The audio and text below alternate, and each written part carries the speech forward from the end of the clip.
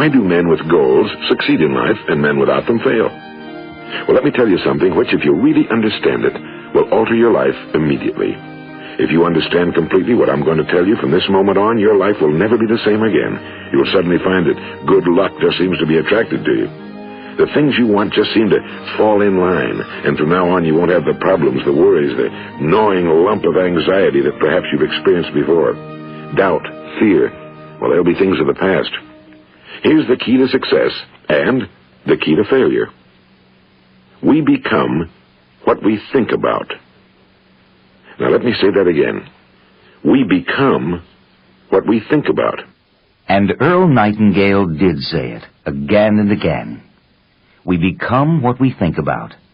He called it the strangest secret in the world, and he taught that those who knew the secret and applied it in their lives would achieve tremendous success, as long as it was coupled with concrete goals. The moment you decide on a goal to work toward, you're immediately a successful person. You are then in that rare and successful category of people who know where they're going. Out of every 100 people, you belong to the top 5. Don't concern yourself too much with how you're going to achieve your goal. Leave that completely to a power greater than yourself. All you have to do is know where you're going.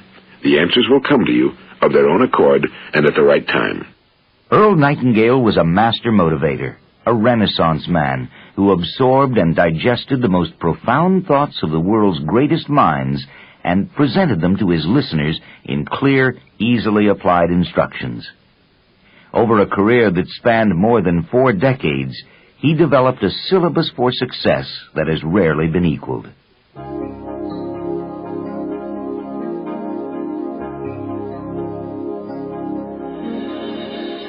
Earl Nightingale was born in Los Angeles in 1921. As a very young boy, he discovered in himself the need for travel and the satisfaction of a curiosity that was unquenchable. Do you remember when you first realized you were an independent, self-contained creature? I guess such a realization doesn't occur to everyone, but I remember when it came to me. I was a little kid walking on the sidewalk in front of our house in Los Angeles, California. As I walked along, it dawned on me all of a sudden that unlike the grass and trees and houses, I was free to move independently of anything else. I could walk around the entire block if I wanted to, and I did.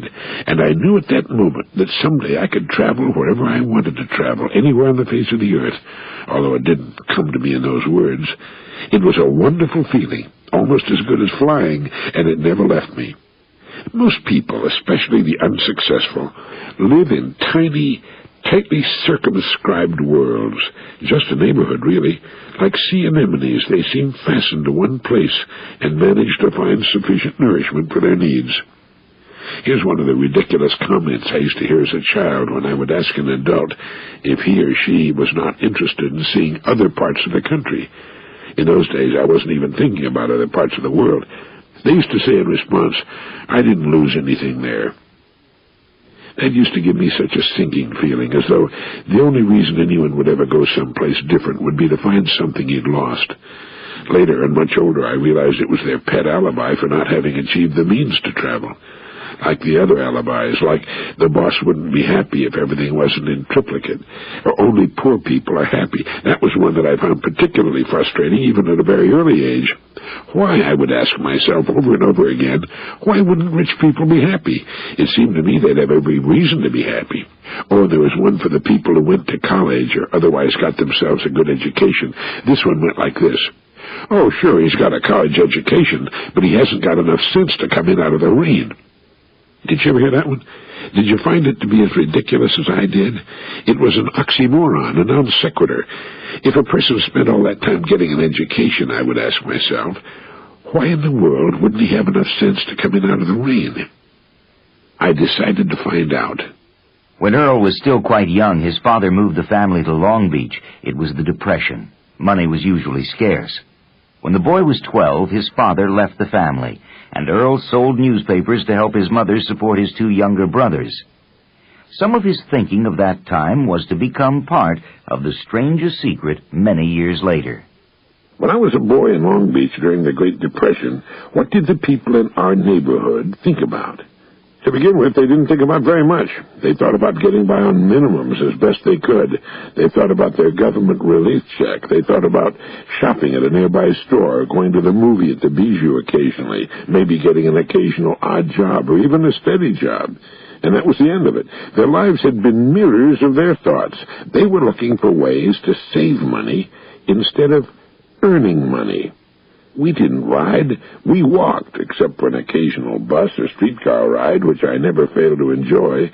When my trousers developed a hole in them, we didn't think of ways in which we might buy a new pair of trousers.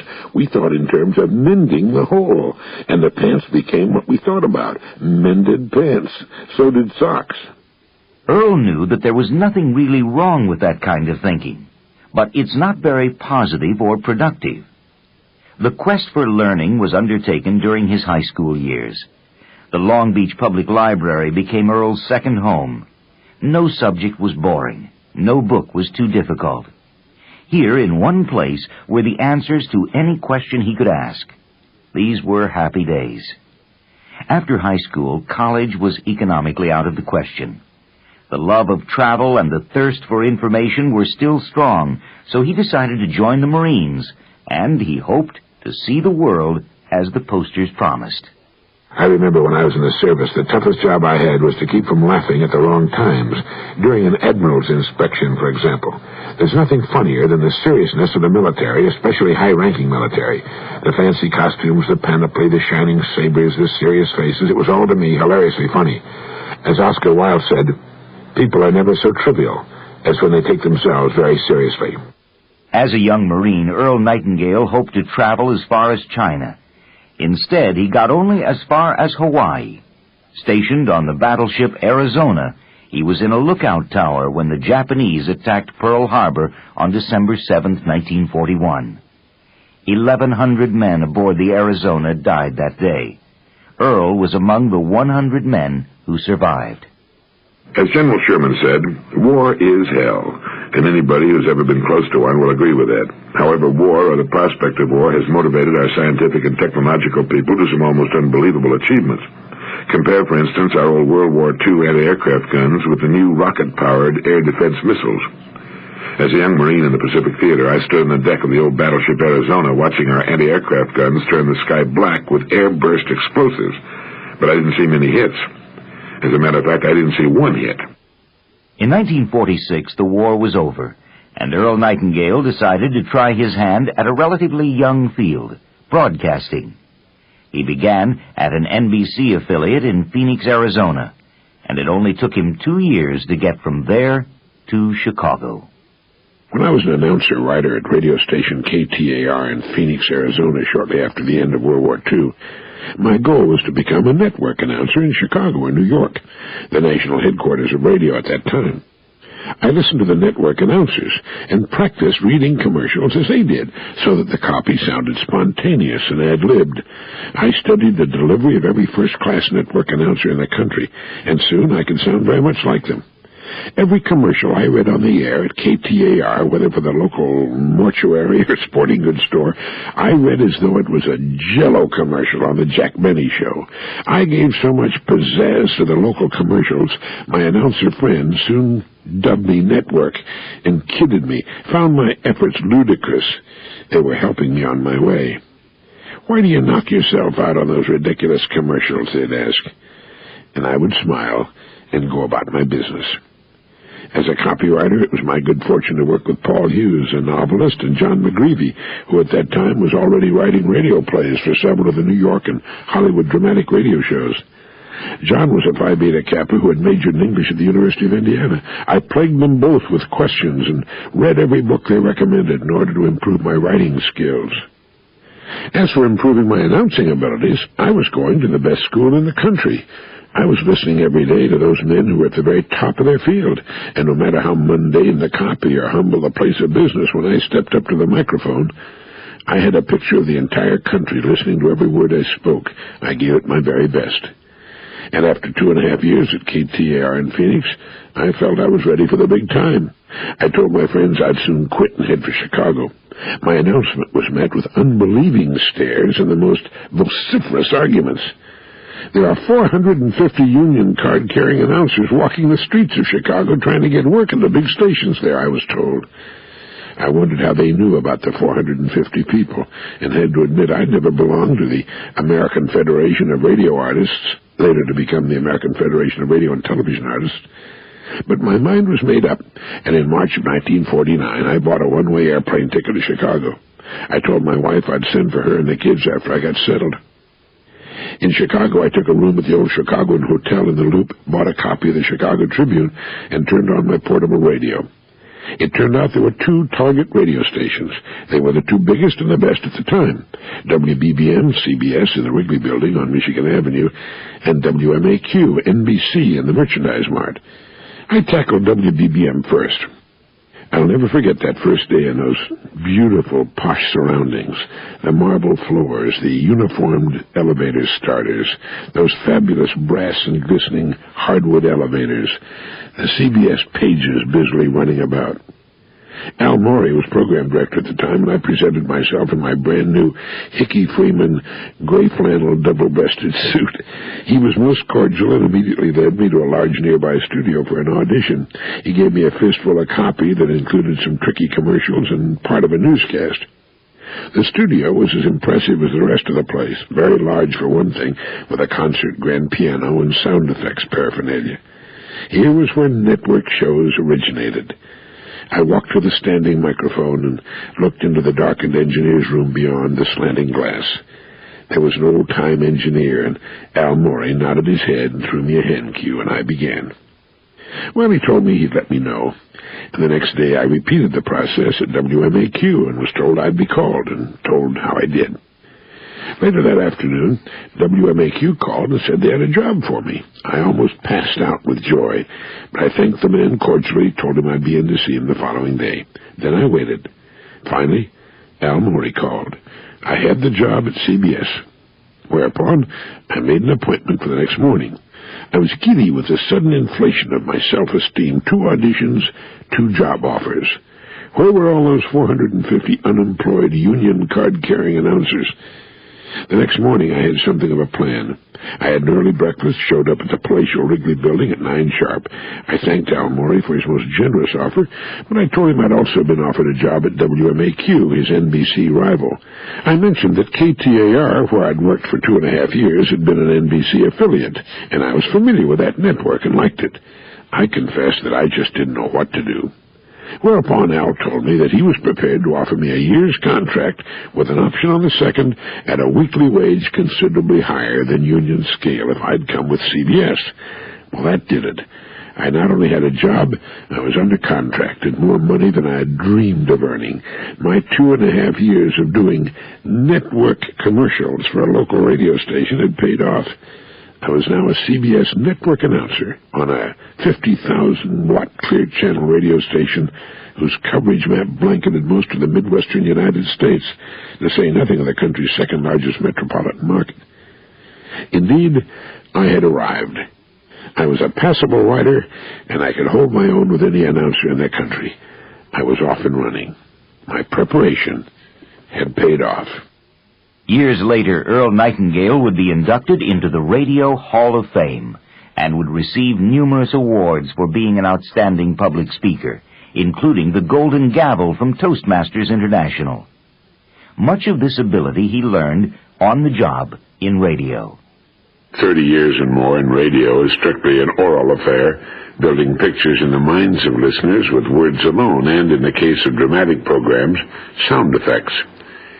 Many people still ambulatory today will remember the old radio children's series Sky King. Well, for 4 years I played the lead on that network kid show and enjoyed it immensely. But we could do far more with our voices and a good sound effects man than they can do today with television. For example, I recall one show in which I had to fight the bad guy out on the wing of my speeding jet airplane. Try that on television or in motion pictures.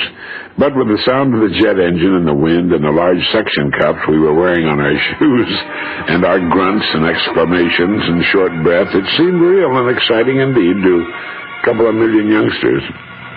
How are we going to stop them, Sky? With our 6-shooters? No, we'll stop them with a songbird. They're starting their takeoff. You're taxiing right toward them. Hang on, Clipper. We're going to hit him. Not if I know Trent's courage. He'll turn away into the bluff. Look out, Sky. We're going to hit. Ooh, they turned. Trent turned into the bluff. I thought he would, but it was a pretty close squeak. Look, Lady Alice, Jim, and Penny are over by Trent's plane. And Lady Alice has those diamond-studded six-shooters out. She sure has, Clipper. And Lady Alice never misses. Trent won't cause any more trouble. Hang on, we're landing.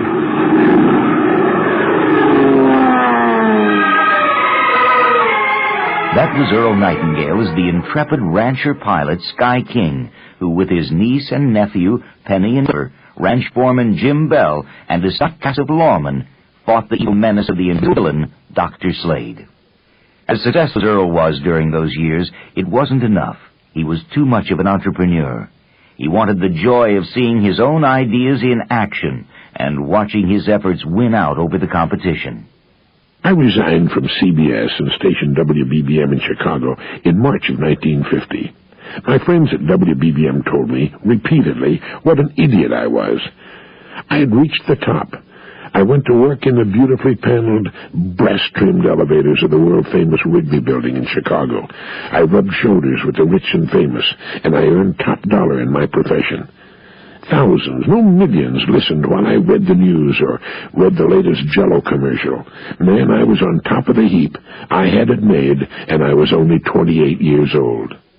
What the young broadcaster had done was to make a deal with WGN, the largest independent station in Chicago. It allowed him to sell advertising for his own commentary program and to keep 40% commission on each sale. This work, the researching, the writing, the selling, and the Sky King broadcast kept him running 18 hours a day. But it was at this time in his life when he made what was to become his most important discovery. Books are filled with ideas, and ideas spur us into action.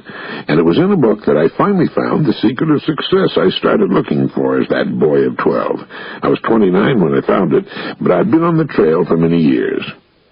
Just as a gold miner will find indications that he's looking in the right places, everything I had read up to the moment of discovery had, in a way, prepared me for the truth of what I was about to see.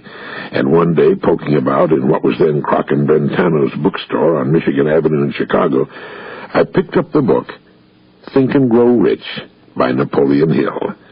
The title made sense to me. If one was to grow rich, certainly it would come about as a result of thinking. I bought the book, took it home. The following weekend, I came to the secret, spelled out and needing no further description or definition. I read the words, "We become what we think about." I found much of the book archaic, but that didn't matter. The only thing that mattered was that that small book was the one I'd started looking for 17 years before. That was the book that held the secret of success. We become what we think about. Just 6 words.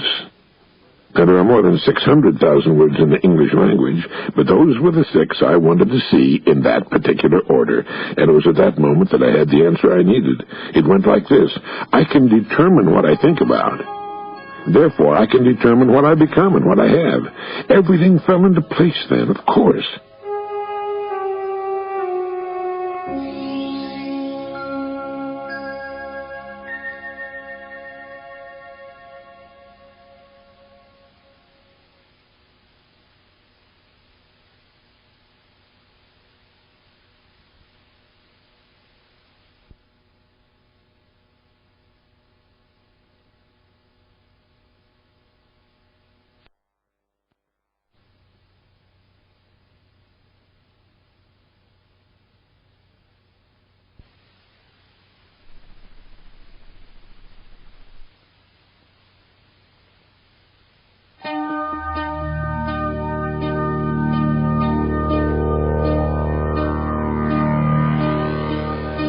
By the late 1950s, the frenetic pace had grown tiresome, and other interests began to take precedence.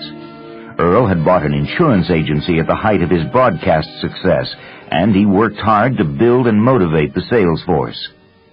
In 1957, at the age of 35, Earl Nightingale retired from his broadcasting career to devote himself full-time to sales. During this period, he recorded some of his motivational thoughts on a record so his salespeople could hear them when Earl was out of town. The impact of this recording was stunning. The demand for the record increased steadily.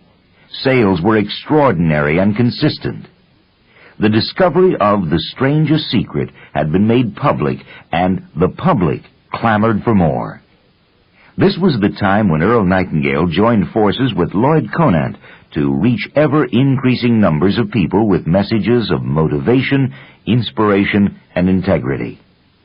The Strangest Secret had sold over 1 million copies, earning it the first gold record for spoken word. It was followed by Great Ideas in Selling and the masterful classic, Lead the Field. In this message, let's talk about a principle that never fails.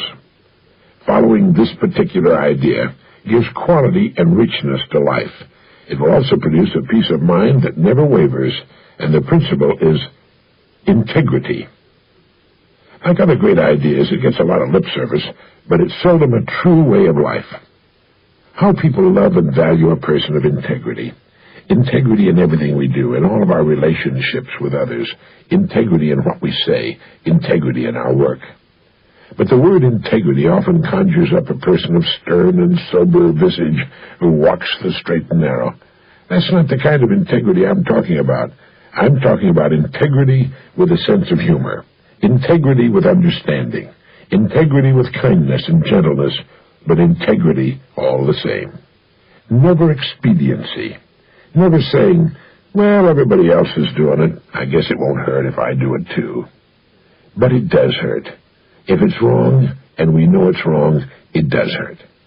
The seed for achievement is integrity. Integrity means honesty and the truth.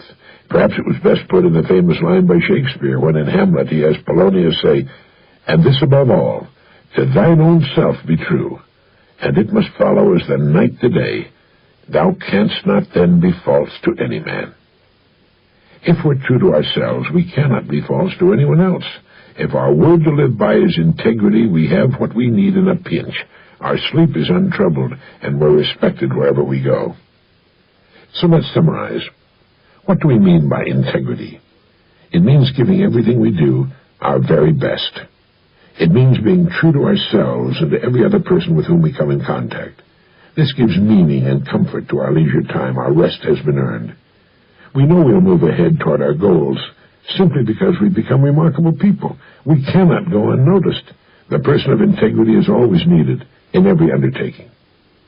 It means the willingness to keep an open mind, to look for truth wherever it leads all the years of our lives, to check things out for ourselves, to weigh what others tell us and make our own judgments. It's knowing that there's always a better way to do everything, and then a better way still to do that. It's looking for that better way in everything we do. It's realizing that the person who does not read is no better off than the person who cannot read, and that a person who does not continue to learn and grow as a person is no better off than one who cannot. It means that we must walk with integrity every day of our lives if we're to truly reap the abundant harvest all the years of our lives. It's realizing that the greatest joy a human being can experience is the joy of accomplishment. Remember to think of your life as that plot of rich soil waiting to be seeded. It can only return to you that which you sow. And what do you have to sow? You have great wealth. You have a mind that you can think. You have many abilities. You have talents that you still may not have explored. And you have time. Time which cannot be saved, stopped, nor held back for a second. Make full use of these riches. It's never too late.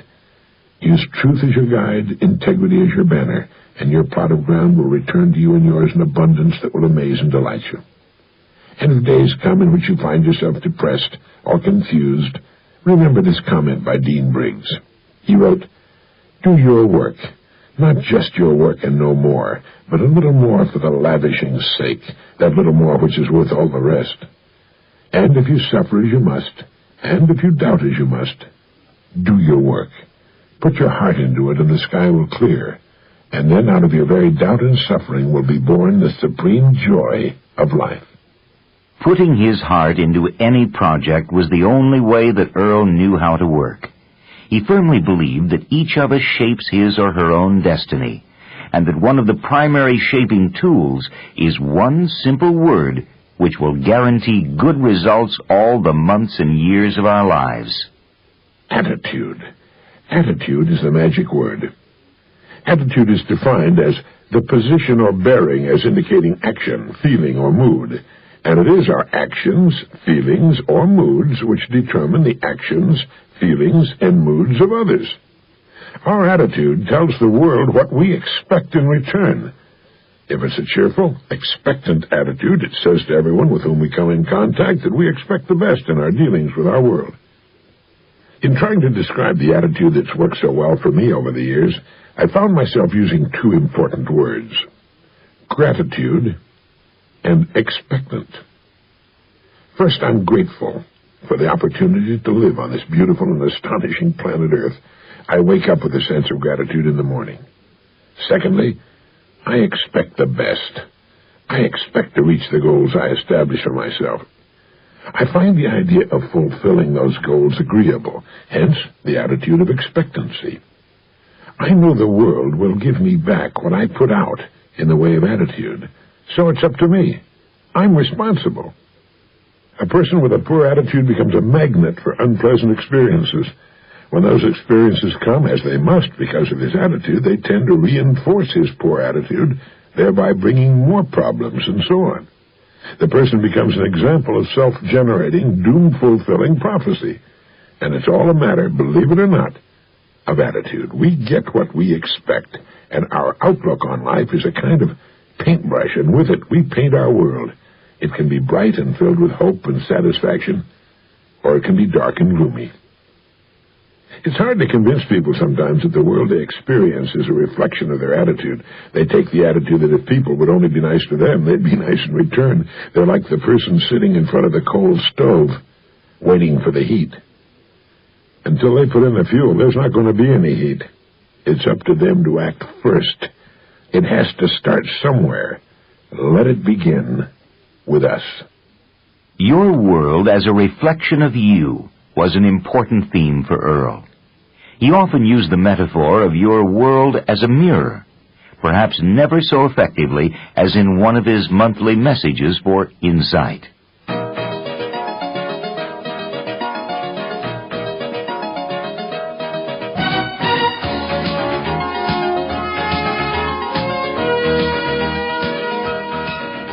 I once read a line that went, "Life is dull only to dull people." The author could also have written, "Life is interesting only to interesting people," or "Life is successful only to successful people," or "Life is a joy only to joyful people." Have you ever thought much about the fact that our lives reflect back to us the true picture of ourselves? Well, that's the way it works. If we understand this, we can make the necessary adjustments within ourselves, knowing full well that our world will show us a changing reflection to the exact degree of our own change. If you're happy with your world, it's a sign that you're a happy person. There are going to be bad times, of course, they're a part of living, but they're not nearly as bad, nor as frequent, for the person with a healthy mind and attitude toward his life and the world in general. People who find themselves bored most of the time should recognize that this is a sign that they themselves are bores, and do something to change.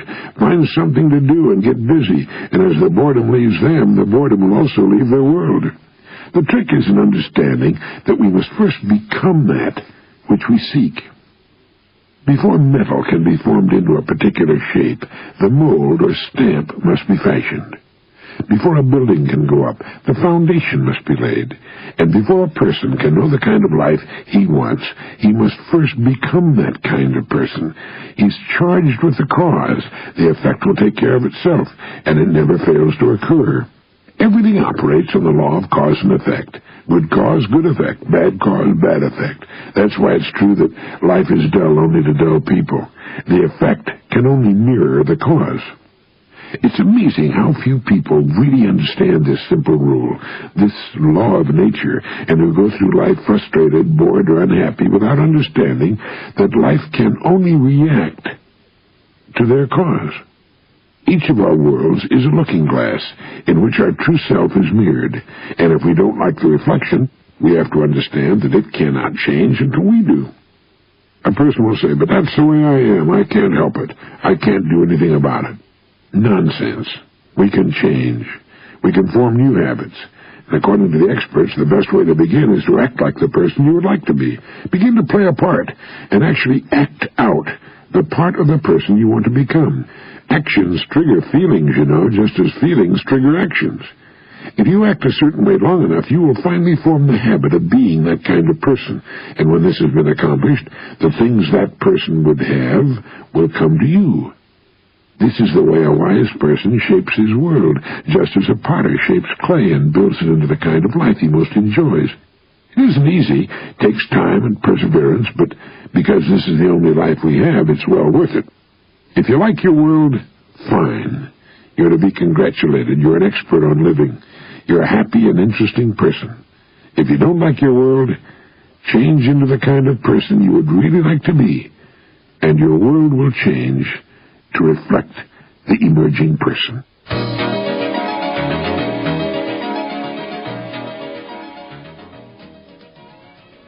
Earl Nightingale never let a day go by that he didn't learn something new, and in turn pass it on to others. It was his consuming passion. If you're at all like me, you require learning and teaching just about every day. I call it doing some work, but learning and teaching is what it amounts to. In my case, reading and writing, teaching. I need to know that I've done something worthwhile in order to fully enjoy my leisure time or weekend. Perhaps that's the result of 30 years of working, but for me there must be a balance of work and play, both fully enjoyed. I'll never reach the age when I'm longer interested in learning, putting what I have learned into language that others can understand, enjoy, and pass along. One of the stories he was most instrumental in passing along was called Acres of Diamonds. Although Earl gave Dr. Russell Herman Conwell of Temple University credit for making the story famous, it is definitely Earl Nightingale who made it universally popular. The story is about a farmer who lived in Africa at the time diamonds were discovered there.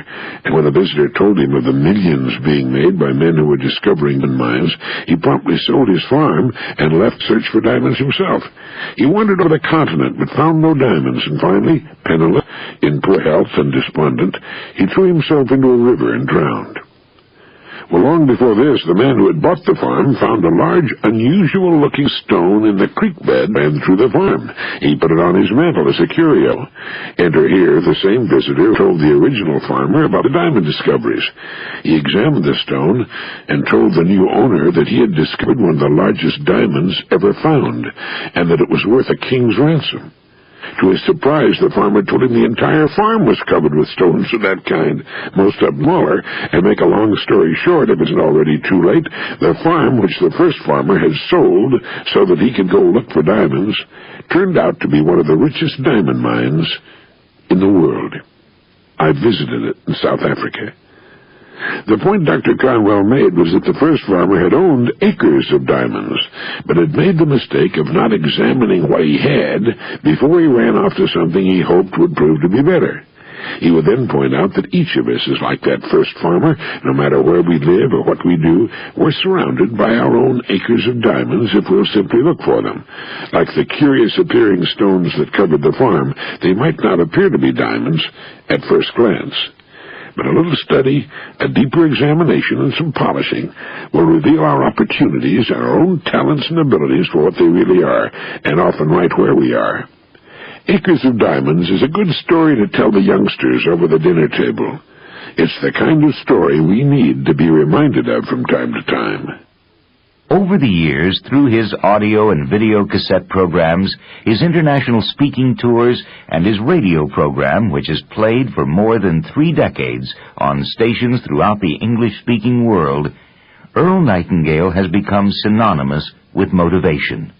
His name is mentioned with those of Napoleon Hill and Norman Vincent Peale. Whether he was teaching salespeople to sell, or speakers to communicate, or dreamers to set goals, he became a friend. All of us are in the people business. Each day we have the opportunity to learn firsthand one of life's most valuable lessons: how to get along well with people, how to make friends of those with whom we work, and how to persuade them to decisions that will benefit both them and ourselves. Our success in most any type of activity will always be an exact ratio to our ability to influence people. And the best way I know to influence people is to care enough, to know enough to serve them well. Sometimes we lose sight of the value of our work, and when we do, we lose the luster, not just from our work, but from our lives. So here are some more luster-restoring ideas you can use right now, and every day from now on. 1, understand that anything, no matter how exciting in the beginning, will grow, not may grow, will grow stale in time if we're not careful. 2, keep in mind that fighting off staleness in our lives is a daily job. There's something you can, something you must do every day in order to keep vitality in your performance. It is simply the actor's technique. Live the part. 3, realize that there's no such thing as a job without a future. Every job has a future, just as every person has. Whether that future is great or small depends entirely upon the person holding it. 4, see the big picture. See your work in relation to the whole scheme of things. Your work is important to those you serve. Your success will depend on how well you provide that service. 5, finally keep developing your ability to see yourself and your work through the eyes of that most important person, the recipient. And remember, don't ever lose the luster. And he never did lose the luster. Earl Nightingale was an active and vital man who led an active and fulfilled existence, busy writing, speaking, and enjoying each new adventure life presented. The people who live longest are those people who never run out of something to do. They're farmers who have new crops to plant and harvest, fresh cows to milk, and 100 other chores that demand attention. They're teachers who have a new class every year, or writers who get through writing on one subject and are soon off on another. And they're people who never run out of ideas. When they come to the end of their lives, they're caught up in full stride like a suddenly broken motion picture film. For Earl Nightingale, the film ended too soon. He died on March 25, 1989, following open-heart surgery. He was 68. News commentator Paul Harvey told the nation during his noontime broadcast when he said, "The sonorous song of the nightingale is stilled. But through a library of recordings, his worthy admonitions will echo endlessly, prodding us all to do more than we can and to be more than we are." Earl Nightingale's legacy is multidimensional and self-perpetuating. Generations yet unborn will benefit from the wisdom of this special man who lived each moment to the fullest and taught us to do the same. As we get older, life need not become less interesting for us or more laborious. We become more productive as we approach our 60s and 70s and often many years beyond. And it's nice to grow older with all the goodies of life. It's more comfortable. One can spend one's winters in Florida or somewhere south of the equator, and one's summers in the cooler, healthier climates.